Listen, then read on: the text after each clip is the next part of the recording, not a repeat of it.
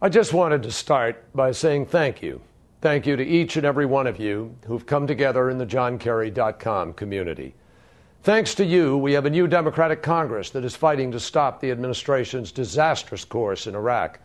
Thanks to you, we can be a Congress that finally addresses the issues of our time, like climate change, the environment generally, and health care.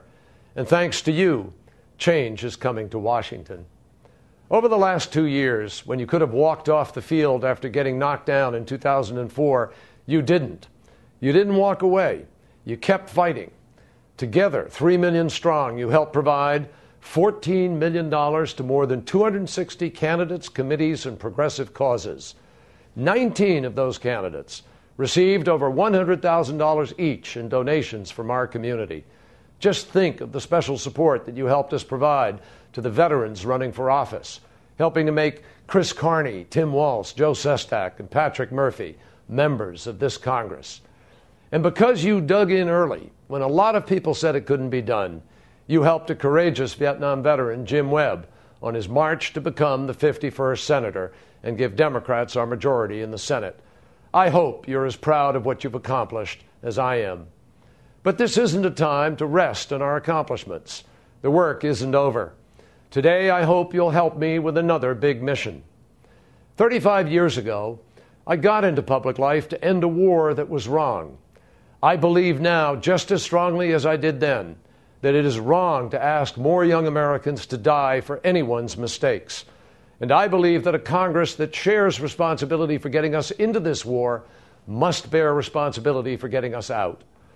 Americans went to the polls and voted for change in Iraq.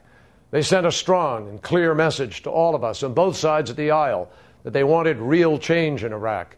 They certainly did not vote for us to sit by while some national leaders actually advocate escalating the war and sending more American troops into the middle of an Iraqi civil war. We must stand for change in Iraq, or we don't stand for anything at all. This mission, this responsibility, is something that all of us must accept. As someone who voted for the resolution that gave the president the authority to go to war, I feel the weight of a personal responsibility to act.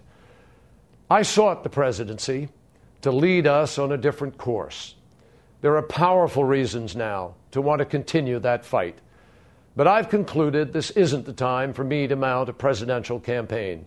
It is the time to put my energy to work as part of the new Democratic majority in the Senate, to do all I can to end this war and strengthen our security and our ability to fight the real war on terror.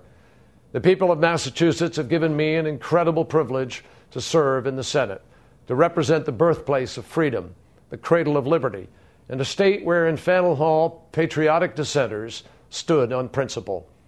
I want to continue representing Massachusetts, and that's why I will run for re-election, so I can use my voice every day to end this war and galvanize grassroots action to force Washington and our Democratic Party to live up to its responsibility. Together, all of us, starting with the 3 million of you who've built this online community, must remain steadfast in protecting the principles we fought for every day of our campaign. You have a responsibility to urge those who are running this time to step up and address those issues, and particularly on Iraq, to find not just a new way forward, but the right way forward. Above all else, the mission we must all join is to end the war in Iraq in a way that honors the sacrifice of our troops and protects our security. Our first step toward that goal is to force President Bush to set a deadline to redeploy our troops. I hope you will come to setadeadline.com and take the opportunity to speak out on the importance of setting a deadline to redeploy our troops and bring our heroes home. Speak out at setadeadline.com.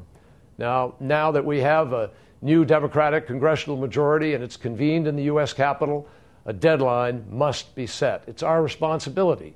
Working together as Americans, holding leaders accountable, that's our best hope to ensure that that responsibility is met.